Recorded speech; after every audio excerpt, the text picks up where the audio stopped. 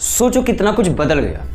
पहले के ज़माने में लोग आधा पेट होकर भी एक दूसरे के काम आते थे, बहुत कुछ खोकर भी मुस्कुराते रहते थे।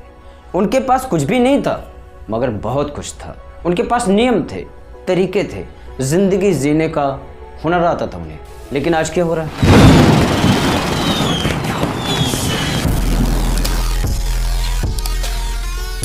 आज हमारे पास बहुत कुछ है, हम खुद को डिजिटल बताते हैं। हमारे पास फ़ोन है, लैपटॉप है, टेलीविज़न से मनोरंजन के लिए और भी अदर व्यवस्थाएं हैं हमारे मनोरंजन के लिए। फिर भी हमारे मन में क्या है?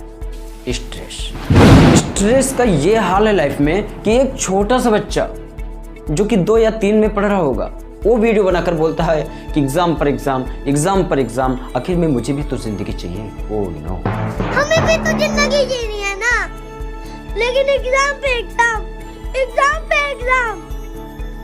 जब मैं प्रधानमंत्री बनूंगा ना, एग्जाम को बैन कर दूंगा। बात करिए युवा अवस्था की, जो 10-20 साल के बच्चे आज सोचते हैं कि यार मेरी उम्र इतनी हो गई, अभी तक मैंने कुछ किया नहीं। पहले के ज़माने में 30-40 की उम्र में लोगों को ये होता था कि आखिर में मैंने अभी तक कुछ किया नहीं। लेकिन अभी के हाल में देखिए तो 18 से 20 साल का बच्चा भी ये फील करता है कि मैं अभी तक लाइफ में कुछ भी नहीं कर पाया। बिकॉज रीज़न क्या है? आखिर में लोग चाहते क्या हैं?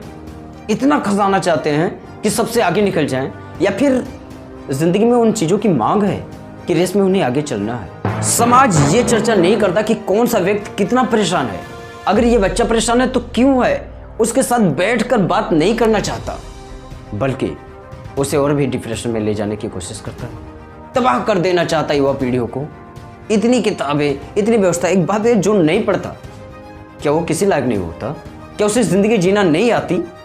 जो नहीं कमाता क्या उसकी ज़िंदगी का कोई मोल नहीं है? जिसके पास पैसा नहीं है, उसके पास कुछ भी नहीं है, कैसे क्या हो गया इंसान? उसे ज़िंदगी जीना नहीं आती, पैसा कमाना आना चाहिए। वो कैसा भी रहे, उसकी नेचर कैसी भी रहे, वो रोज़ कितनों का शोषण करता हो, डिड नॉट मैटर, बट उसके पास पैसा होना चाहिए। अगर उसके पास वैल्यू है तो वो मंदिर में सबसे पहले दर्शन पाएगा। अगर उसके पास पैसा है तो उस ज़िंदगी में सबसे ज़्यादा रिस्पेक्ट पाएगा। अगर उसके पास पैसा है तो किसी लायक भी ना होकर बहुत कुछ करने लायक माना जाता। आज के दौर में अभी के लिए देखिए, जो लड़का छोटे से छोटे क्लास में पढ़ रहा हो, 1-2 साल भी खर्चे नहीं करता अपने लाइफ के लिए, वो सब कुछ पा लेना चाहता।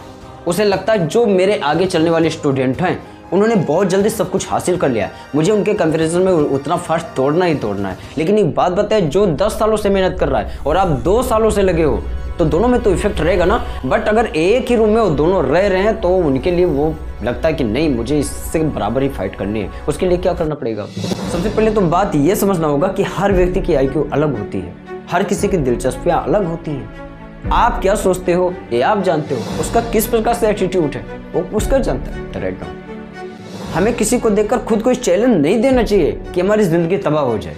एक दिन ऐसी हालत हो कि हम सुसाइड करने के लिए मजबूर हो जाएं। स्ट्रेस तो रोज आएंगे। अगर इस पर बात हम करेंगे कि स्ट्रेस को ही खत्म कर देंगे तो ये बेवकूफ़ी है, वो नहीं खत्म होने वाली। देखिए ज़िंदगी में रोज एक दिन ना चैलेंज आएंगे। आज आप इससे जीत रहे हो, कल वो आएगा, परसों उससे जीत गए हो, उसके बाद वो आएगा। आज भी आप पढ़ाई से तंग हो, कल ज़िंदगी से परेशान हो जाओगे, इसके बाद बीवी बच्चों से परेशान हो जाओगे। क्या करोगे? मतलब लाइफ में स्ट्रेस तो आएंगे। शर्त यह है कि हम उसे मैनेजमेंट करना आ जानते हैं या नहीं जानते। जो आ रहा है उसको हम आराम से उसका सॉल्यूशन जानते नहीं जानते। खुद को स्ट्रेस से लड़ने के लिए तैयार कर सकते हैं, बल्कि ये नहीं सोच सकते कि स्ट्रेस पूरी तरह से ख़त्म हो जाएगा लाइफ से। अगर वो चला जाएगा तो फिर वैसा होगा कि अगर गेम में ट्विस्ट नहीं तो कोई क्यों खेलेगा। हमें स्ट्रेस से घबराना नहीं है, सिर्फ उसके लिए खुद को रेडी करना है। मान लीजिए कोई बिजनेस हम कर रहे हैं, हमें अंग्रेजी नहीं आती, तो कहीं पर जाकर हम अपने वर्क को विस्तारित ढंग से समझाते हैं और उसके लिए इंग्लिश इंपॉर्टेंट है और हमें इंग्लिश नहीं आती, तो उसका मतलब कि पहले से स्ट्रेस आ जाए, यार मुझे नहीं आती है तो नहीं हो पाएगा। नहीं, आप उसको सीखने की कोशिश करो, वो हो जाएगा। मीन्स क्या, हमें स्ट्रेस जो आ रहा है उससे लड़ने के लिए खुद को प्रॉपर ढंग से तैयार करना चाहिए। कोई सब्जेक्ट हो, अगर आप स्टूडेंट हो तो भी, अगर आप कोई व्यवसाय कर रहे हो तो भी, अगर आप एक सीधे साधे नागरिक हो तो भी, हर जगह स्ट्रेस है और हर जगह उसको मैनेजमेंट करना आना चाहिए। जब तक हम खुद को, टाइम को, स्ट्रेस को, इन सबको बैलेंस करना नहीं सीखते, ना ज़िंदगी रास आएगी और ना मौत पास आएगी।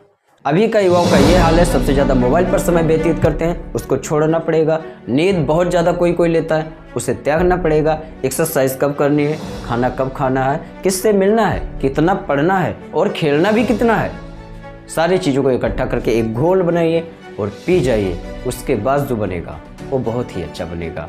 ज़िंदगी जीने के लिए बचपन का होना ज़रूरी है। अगर आप बहुत ज़्यादा सीरियस ढंग से ज़िंदगी जी रहे हैं तो याद रखिए, सीरियस लोग हॉस्पिटल में मिलते हैं। खुद के अंदर एक हर्षोल्लास बना कर रखिए, मस्ती में रहिए, ज़िंदगी मस्त लगेगी। और जो मिला है वो बहुत है, जो नहीं मिला उसके लिए कोशिश जारी है। मिलेगा तो भी ठीक है, नहीं मिला तो वेरी गुड है। अभी तक बने रहने के लिए आपका बहुत बहुत धन्यवाद। अगर मेरे वीडियो से कुछ सीखने को आपको मिलता है तो लाइक सब्सक्राइब कर अपने भाई का हौसला जरूर बढ़ाइए। अभी तक बने रहने के लिए आपका थैंक यू। मिलते हैं किसी और वीडियो में, तब तक के लिए जय श्री राम, वंदे मातरम, नमस्कार।